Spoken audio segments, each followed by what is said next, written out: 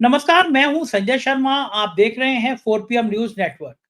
मोदी जी की सुंदर सुंदर कहानियां हो, सुननी हो तो आप गोदी मीडिया देखते रहिए। आपको लगेगा कि भारत स्वर्ग बन गया है। भारत में पैसा झम झम झम झम के बरस रहा है। दिवाली इतनी बढ़िया होने जा रही है कि पूछिए मत। बाजार भर गया है पैसों से। हकीकत यह है कि पहली बार ऐसा हुआ है कि विदेशी निवेशकों ने 10 अरब डॉलर निकाल लिए हैं भारत के बाजार से। ये खबर कोई गोदी मीडिया का चैनल आपको नहीं बताएगा, कहीं आप नहीं देखेंगे। लेकिन मैं अधिकृत रूप से बता रहा हूं आपको कि 10 अरब डॉलर भारतीय बाजार से निकाल लिए विदेशी निवेशकों ने। निकाले नहीं, निकाल के पता है कहां डाले हैं? चीन में। 10 अरब डॉलर भारत से निकाले और चीन में डाल दिए। और गोदी मीडिया कह रहा है कि 5 साल बाद चीन के राष्ट्रपति से मोदी जी की बातचीत हुई, सीमाओं पर सब ठीक हो गया, पेट्रोलिंग करने की परमिशन मिली है, जो हिस्सा हमारा चला गया उसकी वापसी की कोई बात नहीं हुई है। अब तो गोदी मीडिया बातचीत करने 5 साल बाद मोदी जी ने चीन के राष्ट्रपति से बात करी, ऐसा कर रहा है जैसे चीन हमारे चरणों में आ गया। अब कुछ दिनों बाद अगर हमारे प्रधानमंत्री फिर चीन के राष्ट्रपति को चाय पिलाते हुए नजर आएंगे, झूला झुलाते हुए नजर आएंगे, कहेगा देखिए कितना महान काम किया। चीन के राष्ट्रपति को हमारे प्रधानमंत्री ने झूला झुला दिया, अपने हाथ से चाय बना के पिला दी। महाराष्ट्र में चुनाव चल रहे हैं, प्रधानमंत्री जी विदेश में हैं, आप मस्त रहिए। अगर चुनाव आयोग रहेगा तो फिर बम बम हो जाएगी। जब वोट पड़ेंगे तो परसेंटेज बढ़ जाएगा। ईवीएम का खेल आपको पता है, ईवीएम का लोचा हो जाएगा। तो प्रधानमंत्री काहे की चिंता करें, किसके लिए चिंता करें? चीफ जस्टिस साहब चिंता कर रहे हैं कि इतिहास मुझे क्या याद, कैसे याद रखेगा। जाने माने फिल्मकार हैं, पहले बहुत सीनियर पत्रकार रहे हैं, अविनाश दास जी। उन्होंने बहुत जबरदस्त कमेंट किया है, इतना जबरदस्त लिखा है कि अभय द्विवेदी जी से बातचीत कर रहा था, अभय द्विवेदी जी ताली बजाने लगे, बोले क्या शानदार लिखा है। ये सब इस बातचीत का हिस्सा है। मैं लेके चलता हूँ अभय द्विवेदी जी के पास। आपसे एक छोटी सी रिक्वेस्ट करूंगा। 4 PM म्यूजिक ने बहुत शानदार एक प्रस्तुति करी है। अमरीश शर्मा एक बहुत अच्छे कलाकार हैं रहे हैं। फणीश्वर नाथ रेणु जी देश के महान साहित्यकार, उनकी एक कहानी है। उस कहानी पर रसप्रिया के ऊपर उन्होंने एक छोटी सी शॉर्ट फिल्म बनाई है संगीत की। पटना में 25 तारीख को उसकी स्क्रीनिंग होगी। और बहुत बहुत शुक्रिया मैं अदा करना चाहता हूँ आप सबका। आप सबने ये मूवी देखी हमारे 4 PM म्यूजिक पे, जिसका ये बैनर लगा हुआ है। अभी तक इस चैनल को सब्सक्राइब नहीं किया तो इसको भी कर लीजिए। जीवन में संगीत का भी आनंद लेना चाहिए तो उस चैनल पे भी जाइए। चलते हैं अभय दुबे जी के पास और उनसे बातचीत करते हैं। 4 PM न्यूज नेटवर्क में स्वागत है अभय दुबे जी आपका। हम लोग जिक्र कर रहे थे कि महाराष्ट्र में जो सीटों का गठबंधन डिले हो रहा है वो महाविकास अघाड़ी ने कल कर दिया। तीनों ने 85-85 सीटें बांट ली, शिवसेना, उद्धव गुट, शरद पवार गुट और कांग्रेस। आपको नहीं लगता कि उद्धव को कुछ सीटें ज्यादा दी जानी चाहिए थी? मतलब उद्धव का ज्यादा माहौल है, उद्धव को ज्यादा सीटें दी जानी लगती है, या फिर ये फॉर्मूला ठीक है कि बची हुई 18 सीटें सहयोगी को दे दो, आम आदमी पार्टी, सपा या जिन को? ये फैसला ठीक है या कहीं कुछ दबाव में है? हरियाणा हारने के बाद कांग्रेस को दबाव में आ गई। क्या लगता है आपको इस पूरे घटनाक्रम? देखिए, मुझे लगता ये है कि जो महाविकास अघाड़ी है, उसने पहले जो फ़ॉर्मूला तय किया था, उसके हिसाब से कांग्रेस को 110 सीटें मिलनी चाहिए थी। उसके बाद उद्धव ठाकरे का नंबर था, उनको सीटें मिलनी चाहिए थी। सबसे कम सीटें शरद पवार की राष्ट्रवादी कांग्रेस को मिलनी चाहिए थी। लेकिन बाद में लगता है कि इस फ़ॉर्मूले के ऊपर पुनर्विचार हुआ है और शरद पवार के नेतृत्व में जो बिल्कुल ताज़ा बैठक हुई, उस बैठक में उन लोगों ने पाया कि तीनों बड़े दलों को 85-85 सीटें प्राप्त हो, यानी 270 सीटें। 85% सीटें का मतलब ये हुआ कि 270 सीटें, बाकी बचती हुई 18 सीटें।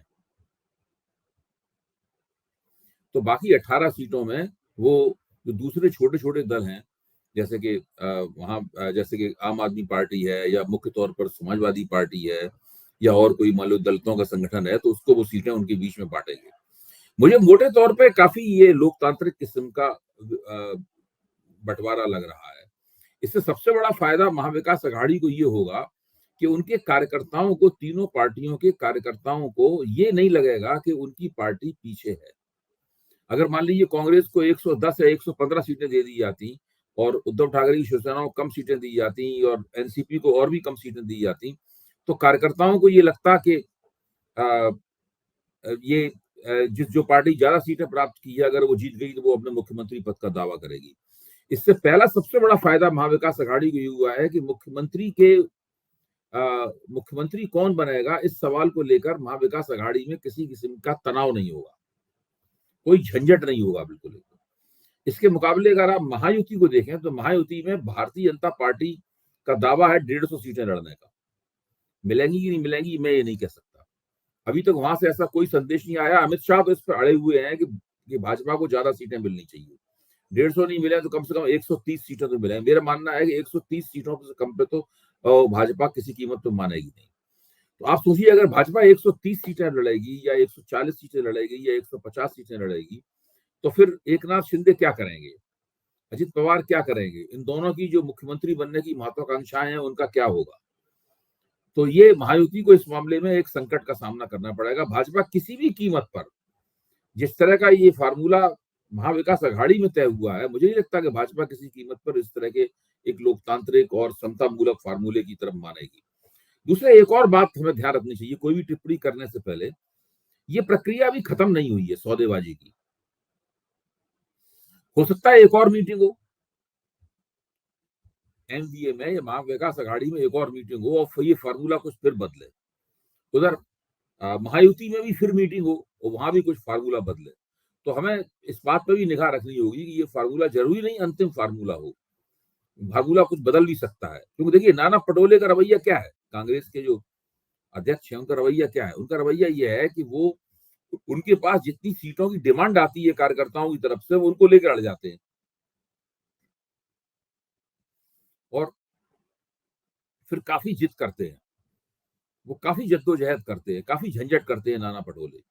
इस बात को लेकर थोड़े से राष्ट्रवादी कांग्रेस के लोग और शिवसेना के लोग थोड़े से दुखी भी हैं नाना पटोले के रवैये से, लेकिन वो एक तरह से उसकी तारीफ भी करते हैं कि भाई जो कार्यकर्ताओं की डिमांड आती है बंदा उसके लिए लड़ता है, इसमें कोई बुरी गलत बात भी नहीं है। इस तरीके से चल रहा है आगे, लेकिन अब मेरे ख्याल से एक आध दिन में सारा फैसला हो जाएगा दोनों तरफ। एक किताब मुझे महीना भर भी नहीं रहा, एक महीने भी कम समय कैंडिडेट तय नहीं हो पाते।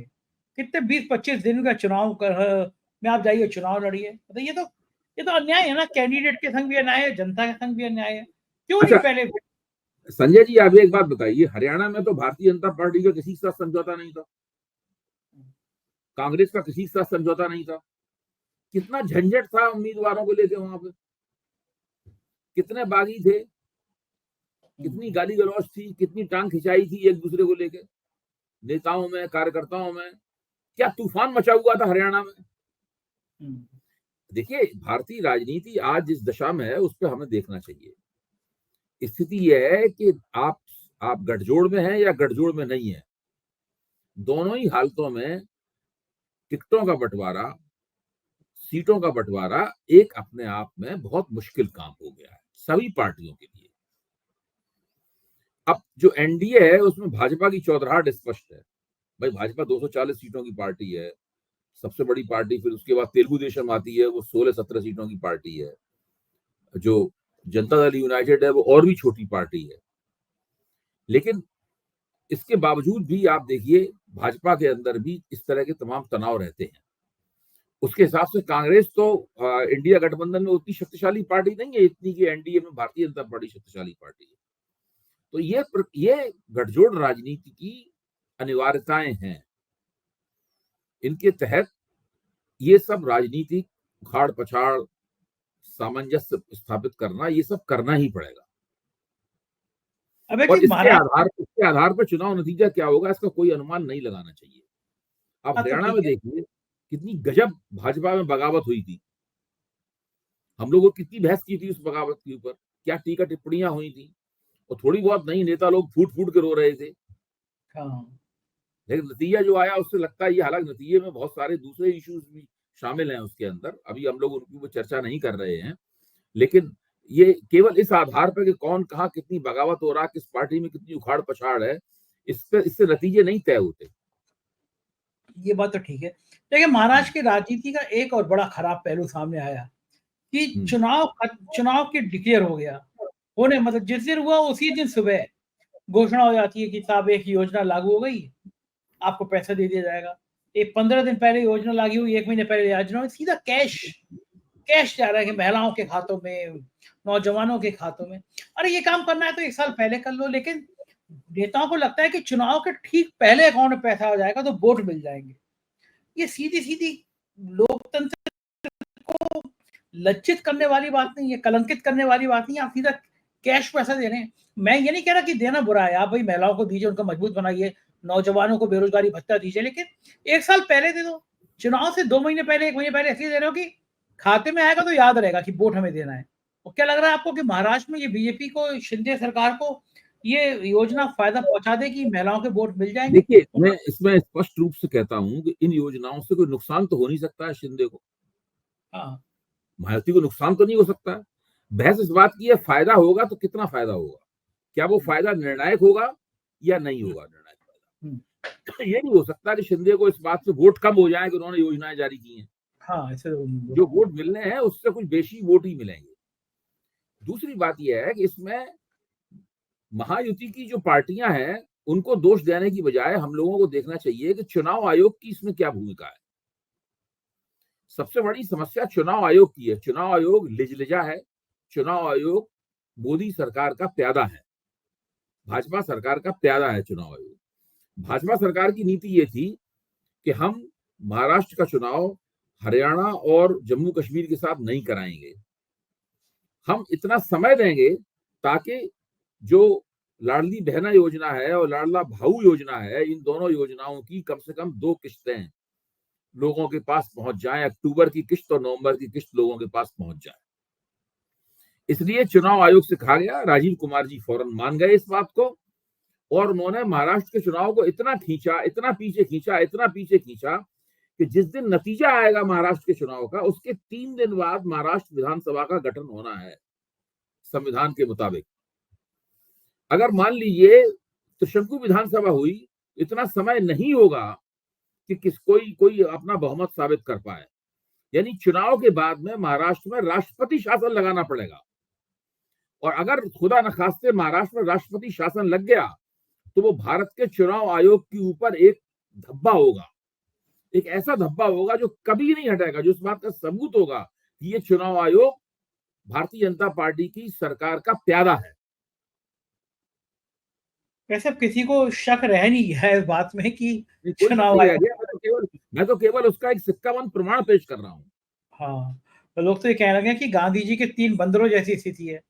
ना वो देखेंगे, ना वो सुनेंगे, ना वो बोलेंगे। इससे इतर कुछ उनकी स्थिति है नहीं। लेकिन अपने प्रधानमंत्री जी बढ़िया है, वो विदेश घूम रहे हैं। गोदी मीडिया कह रहा है कि चीन के प्रधानमंत्री से, राष्ट्रपति से भी 5 साल बाद बात हो गई। और गोदी मीडिया ये बड़ा प्रचारित करने में लगा हुआ है कि साहब अब बॉर्डर पे कुछ नहीं होगा, शांति हो गई, चीन के राष्ट्रपति से बात हो गई, अब तो फिर से दोबारा झूला झूल लेंगे, चाय बना के पिला देंगे मोदी जी उनको। क्या कुछ इन खबरों में सच्चाई होगी या महाराष्ट्र के चुनाव से पहले ये नहीं, खबरें? जो हुआ क्या है उसका तथ्य क्या है, अखबारों ने जो खबरें छापी हैं उसमें काफी किस्म का, काफी जो है ना उसके अंदर ट्वीक दिया गया है सरकार के समर्थन में। रियल असली बात यह है कि चीन और भारत के बीच में तय ये हुआ है कि दोनों देश अपनी अपनी पेट्रोलिंग शुरू कर दें, यानी सीमा पर गश्त लगाना शुरू कर दें। अभी गश्त भी ठप पड़ी हुई थी, भारत के पास गश्त लगाने का भी अधिकार नहीं था।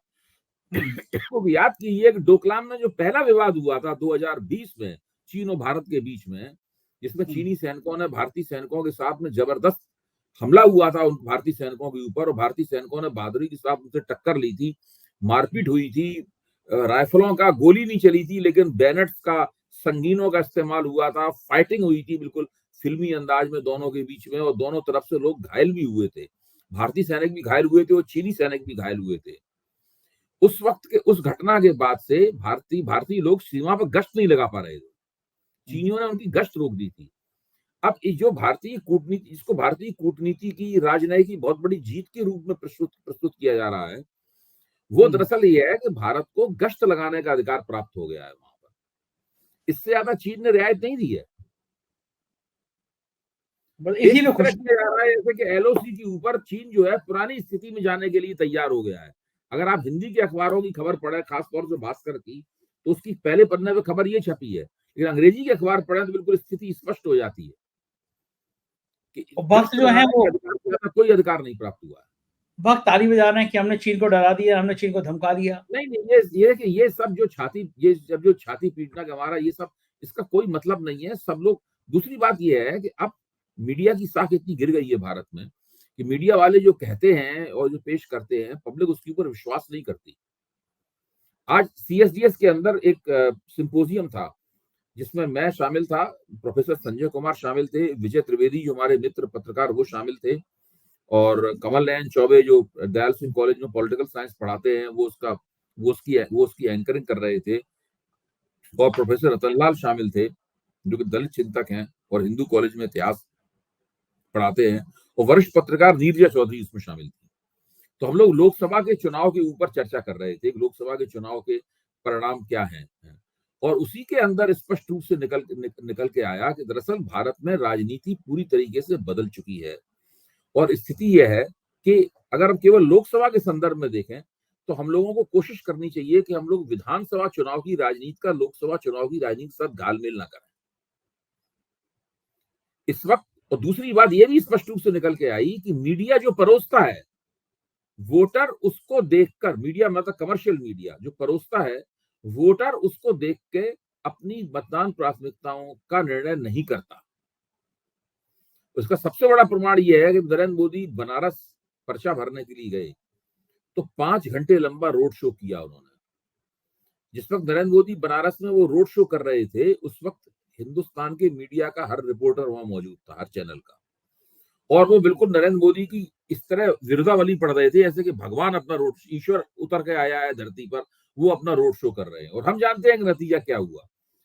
विशेषज्ञ, एक जो विशेषज्ञ थे वहां पर, एबीपी, उस वक्त एबीपी चैनल पे बैठा हुआ था, तो वो कह रहे थे कि नरेंद्र मोदी ने ये रोड शो करके पूरे पूर्वी उत्तर प्रदेश को साध लिया है, इस प्रकार की बात कही जा रही थी। आज हम जानते हैं कि ना वो पूर्वी उत्तर प्रदेश को साध पाए और खुद भी वो चुनाव में उनकी दुर्गति होते होते बची। तो जो मीडिया परोसता है उसके आधार पर भारत के मतदाता ने वोट देना बंद कर दिया है। ये बिल्कुल बिल्कुल तय बात है। देखो ठीक बात है, क्योंकि गोदी मीडिया इतना हरा-हरा दिखाता है। एक इतनी सनसनीखेज खबर आई थी कि भारतीय निवेशकों ने 10 अरब डॉलर निकाल लिए हैं। आप सोचिए, आज तक के इतिहास में कभी ऐसा नहीं हुआ कि 1 महीने के भीतर 10 अरब डॉलर निकल जाएँ। शेयर मार्केट धड़ाम हो गया है, और खतरनाक बात ये है कि जो निकाले हैं पैसे, वो भारत से निकाले हैं, क्योंकि भारत में डामाडोल स्थिति दिख रही है। और खतरनाक बात ये, निकाल के उन्होंने चीन में लगा दिए पैसे। चीन की इकोनॉमी को उन्होंने बेहतर बता दिया कि चीन में ज़्यादा भारत से 10 अरब डॉलर, और यहाँ पे कसीदे पड़े जा रहे हैं कि हमारी तो शान बहुत अच्छी हो जाएगी। अबे जी, 10 अरब डॉलर निकालने का संकेत क्या है दुनिया में? नहीं, आपने जिस खबर का जिक्र किया है, ये खबर बहुत महत्वपूर्ण है। सवाल ये है कि सरकार हमेशा इस तरह की खबरें जब आती हैं तो जो सरकारी मीडिया यानी गोदी मीडिया है, वो उन खबरों को ट्वीट करने के फिराक में रहता है। वस्तुस्थिति यह है कि सरकार की जो नाकामियां हैं, उन नाकामियों का प्रमुख पहलू आर्थिक है। जो स्टॉक मार्केट है, उसमें आया हुआ उछाल किसी भी कीमत पर भारतीय अर्थव्यवस्था की बहबूदी का प्रमाण नहीं है। देखिए, जीडीपी के जो आंकड़े हैं और स्टॉक मार्केट का उछाल है, अगर वो भारतीय अर्थव्यवस्था की वास्तविक स्थिति की नुमाइंदगी करता होता तो इस वक्त भारत में गरीब आदमी के चेहरे पर चमक होती। ठीक बात। मैं ये मानता हूं, और इस बात को आज मैं सीएसडीएस में कह के भी आया हूं, कि वोटरों ने इस बात को 4 PM के मंच पर भी मैं कई बार कह चुका हूं, वोटरों ने 2024 के लोकसभा चुनाव में आधा काम किया है। बचा हुआ आधा काम वो अगले लोकसभा चुनाव में करेंगे।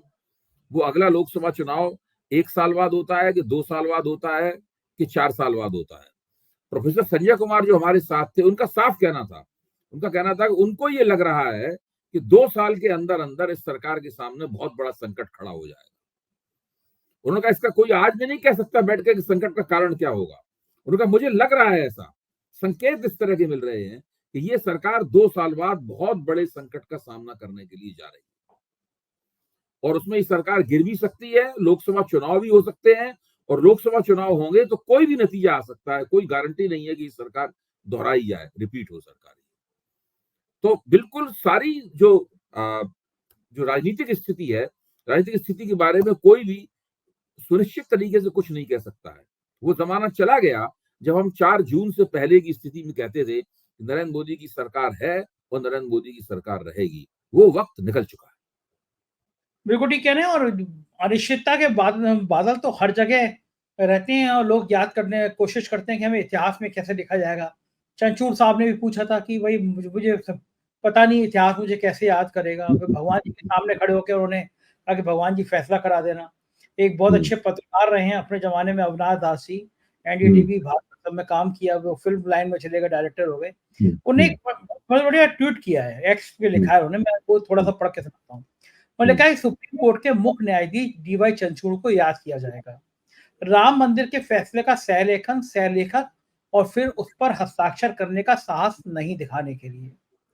दूसरा, चुनावी फॉर्म को अवैध घोषित करने और फिर ये सुनिश्चित करने के लिए कि ना तो पैसा वापस लिया गया और ना ही किसी को दंडित किया गया।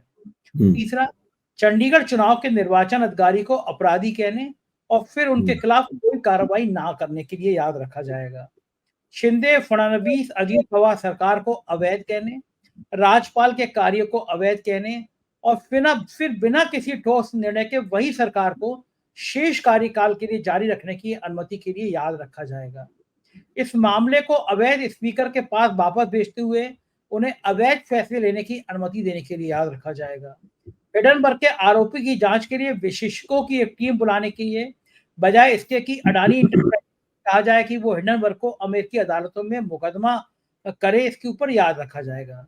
अनुच्छेद 370 को हटाने की संवैधानिक वैधता पर निर्णय लेने में देरी करने और फिर यह निर्णय करने के लिए फैसला उचितता याद रखा जाएगा। इस बात के लिए भी उमर खालिद बड़ा महत्वपूर्ण सवाल उठाया। उमर खालिद की कैद को जारी रखने के लिए एक ऐसा व्यक्ति जिसे जमानत से वंचित किया गया है क्योंकि वे अमीर नहीं है, शक्तिशाली नहीं है, मुसलमान है, उसको याद रखा जाएगा। 4 साल से जमानत नहीं हो रही है। भीमा कोरेगांव मामले में आरोपियों को जेल में रखने, फादर स्टेन स्वामी की मौत, प्रोफेसर साईं बाबा की मृत्यु के लिए जब यह स्पष्ट प्रमाण था कि मामला पूरी तरह से गलत था। कुछ ऐसी विरासतें हैं जिन्हें वो छोड़कर जा रहे हैं। अंत में न्याय प्रणाली को उन्होंने बेहतर किया या उसे विफल किया, इस पर मत विभाजित रहेगा। सीजी डीवाई चंद्रचूड़, आपको इन सभी के लिए और इन तथ्य के लिए याद किया जाएगा कि आपने छलावा दिया। पुनश्च उन्हें प्रधानमंत्री के साथ पूजा करने के लिए भी याद किया जाएगा जिसमें वो कैमरामैन की भूमिका में थे। अब बताइए। मजा आ गया। मैं आपको बताऊं, ये इसे कहते हैं जबरदस्त समीक्षा। इसे कहते हैं दोनों पक्षों को सामने रखना। जिस विरासत के लिए वो मरे जा रहे हैं, वो विरासत इस तरीके से भी समीक्षित हो सकती है। ये इसका सबसे बड़ा प्रमाण है। मजा आ गया, बिल्कुल बेहतरीन। जितनी इसकी प्रशंसा की जाए उतना बेहतर। लाजवाब। ये ट्वीट मुझे भी फॉरवर्ड कीजिए प्लीज। हाँ, मैं भेजूंगा आपको। मुझे पढ़ के भी मैंने पढ़ा तो मुझे बड़ा वो लगा। बेहतरीन, सारी बातें सही है। आप देखिए, राम रहीम निकल आता है पैरोल के लिए। उमर खालिद 4 साल से जब तारीख आती है तो जज साहब तारीख लगा देते, कुछ पूछने वाले ही नहीं है, कोई फैसला ही नहीं, पता नहीं कौन फैसला करेगा। देखिए, चलिए अब दूसरे मुद्दे पे आते हैं। प्रियंका गांधी की राजनीति में एंट्री। ये बात तो बिल्कुल तय है, लगभग तय है कि प्रियंका गांधी जीत ही जाएंगे वहां से। मैं 2 बातें पूछना चाहूंगा आपसे। क्या मोदी जी वहां पे भारतीय जनता पार्टी के प्रत्याशी का प्रचार करने जा सकते हैं? स्मृति ईरानी का करने तो नहीं आए थे वो अमेठी में, लेकिन प्रियंका गांधी पे इतना हमला करते हैं तो क्या जा सकते हैं? पहला सवाल। दूसरा, प्रियंका गांधी सांसद बनकर जब आ जाएंगी, अभी तो राहुल गांधी जब प्रधानमंत्री निकल लेते हैं, कभी ऐसा नहीं होता कि राहुल गांधी बोल रहे प्रधानमंत्री सामने बैठे हो, लेकिन जब प्रियंका भी आ जाएंगी तो हाउस में जब प्रियंका बोलेंगी, राहुल होंगे, तो अंदर का नजारा कैसा होगा? आपको क्या लगता है? देखिए, मैं ये मानता हूँ प्रियंका गांधी परिवार की सबसे अच्छी वक्ता है। यहाँ तक कि लोग इंदिरा गांधी से तुलना करते हैं। मैंने इंदिरा गांधी के भाषण सुने हैं अपने बचपन में। इंदिरा गांधी से भी अच्छी वक्ता है। अपने पिता राजीव गांधी से भी अच्छी वक्ता है। इसका मतलब इंदिरा गांधी और राजीव गांधी को कमतर नहीं आंक रहा हूं, लेकिन वो वक्तृत्व यानी भाषण देने की जो कला है, उसमें प्रियंका गांधी इन सब लोगों से आगे हैं। और इस वक्त कांग्रेस में भी उनके मुकाबले का कोई वक्ता नहीं है। धीरे धीरे ऐसी स्थिति बनने वाली है कि प्रियंका गांधी पहले से ही एक स्टार वक्ता के रूप में, एक महत्वपूर्ण सितारा भाषणकर्ता के रूप में उभरेंगी। और जहां जहां वो जाएंगी, बड़े पैमाने पर लोग उनको सुनने के लिए आएंगे। ऐसी वक्ता के सामने ये एक संभावना होती है, उसका दोहन करना बाकी है कि वो जब वो लोकसभा में जाए तो वहां पे वो एक जबरदस्त पार्लियामेंटेरियन के रूप में, एक जबरदस्त सांसद के रूप में वो उभरे। और वो एक इतिहास, प्रियंका गांधी में क्षमता ये है कि वो लोकसभा के पटल पर अपने भाषणों से इतिहास बना सकती है। राहुल गांधी की मौजूदगी, राहुल गांधी आक्रामक हैं, वो आंदोलनकारी हैं, वो बिल्कुल सरकार को कटघरे में खड़ा करते हैं, वो विपक्ष के मुद्दतों बाद पाए गए एक बेहतरीन नेता हैं, एलओपी इसको कहते हैं, लीडर ऑफ अपोजिशन वो है। और जब प्रियंका गांधी उनके साथ जुड़ जाएंगी तो इसको डबल बैरल की मार कहते हैं। भाजपा डबल इंजन की सरकार की बात करती है, ये कांग्रेस और विपक्ष का डबल बैरल होगा, दोनाली बंदूक होगी कांग्रेस की, जिसकी मार से भारतीय जनता पार्टी को बचना मुश्किल हो जाएगा। तो प्रियंका गांधी का संसद में आना भारतीय जनता पार्टी के लिए अच्छी सूचना नहीं है। अच्छा, रोक कैसे पाएंगे वो? मोदी जाएंगे क्या वहां बीजेपी के प्रत्याशी नहीं, प्रचार? मोदी जी देखिए, मोदी जी को ये तय करना है कि वो वायनाड चुनाव प्रचार करने जाएंगे ये नहीं जाएंगे। जब मैं लोकसभा चुनाव के 6 महीने पहले केरल घूमने गया था तो पूरे केरल में नरेंद्र मोदी की एक भी तस्वीर नहीं थी। त्रिवेंद्रम में केवल एक पोस्टर लगा हुआ था, उसमें जेपी नड्डा की तस्वीर थी, भारतीय जनता पार्टी का पोस्टर ही नहीं था। जितने टैक्सी वालों से मैंने बात की, 10 दिन रहा मैं केरल में, जितने टैक्सी वालों से बात की, सबने यही कहा कि भाई यहाँ भाजपा कुछ बनने वाला नहीं। हालांकि भाजपा सुरेश गोपी की एक सीट जीत गई, लेकिन केरल में उसकी स्थिति अच्छी नहीं है, तमिलनाडु में उसकी स्थिति अच्छी नहीं है, भाजपा की कोई पूछने वाला है नहीं उनको। नरेंद्र मोदी वहां पर जाएंगे तो उसका कोई फर्क नहीं पड़ेगा वायनाड के चुनाव पर। बेहतर ये होगा कि नरेंद्र मोदी वहां न जाए और प्रियंका गांधी, नरेंद्र मोदी जाएंगे तब भी ठप्पे के साथ जीतेंगी, अगर वो नहीं जाएंगे तब भी ठप्पे के साथ जीतेंगी।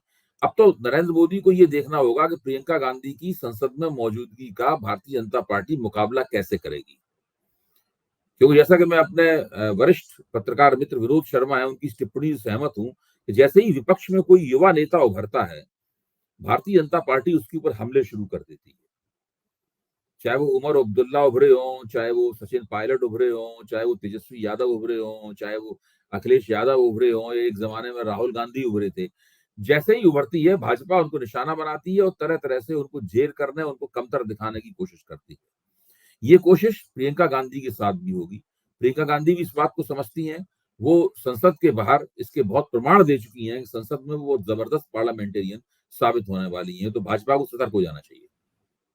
अच्छा, इस बीच में मुझे एकदम याद आया, स्मृति ईरानी कहाँ गायब हो गई? दिखती नहीं है कि वो सास भी कभी बहू की टाइप, एकदम ही गायब हो गई। देखिए, स्मृति ईरानी इस बात से बहुत नाराज हैं कि नरेंद्र मोदी ने उनको चुनाव जीतने में मदद क्यों नहीं की। अब वो मदद किस किस्म की हो सकती थी? योगी जी को डांट लगाते, योगी जी को डांट लगाते, मोदी जी हाँ, को जिताना है स्मृति ईरानी। मोदी जी रैली करने भी नहीं गए। मोदी जी ने योगी जी से भी नहीं कहा कि भाई इस बंदी को जिताने के लिए आप जिला प्रशासन को जरा पेशकश है उसको जिला प्रशासन से कहें कि भाई इनको जिताएं। तो एक तरह से स्मृति ईरानी को मोदी जी ने चुनाव हारने के लिए छोड़ दिया कि भाई जाइए और आप चुनाव हार जाइए। अब ये सब मेरे क्या है? कोई मैं ऐसी टिप्पणी नहीं करूंगा जो कि अनुचित हो, लेकिन इसमें ठीक, कुछ ना कुछ ऐसा जरूर है जो कि अपरिभाषित है, जो कि अनकहा है और जो भविष्य बताएगा कि वो सही था कि नहीं था। देखो ठीक है, मेरे एक मित्र हैं, उन्होंने कहा मुझसे, हालांकि मैं भी खुश नहीं हूँ, उन्होंने कहा कि चुनाव हारने के बाद तो स्मृति और योगी आदित्यनाथ में भी बहुत गर्मा गर्मी हो गई, क्योंकि योगी, उनको माना था योगी जी ने ये मदद की नहीं। योगी जी ने खेल तो किया इस बार, खैर ये लोग कहते हैं, काम काम तो लगा दिया योगी देखिए, जी ने। उत्तर प्रदेश में योगी जी ने बहुत खेल किया है। नागरिक अधिकार संगठनों ने जो याचिका चुनाव आयोग के सामने सौंपी है, इस याचिका में नतीजा निकाला गया है कि चुनाव आयोग ने जो हर दौर में जो मतदान प्रतिशत बढ़ाया, उससे भाजपा को 76 सीटों का फायदा हुआ, एनडीए को।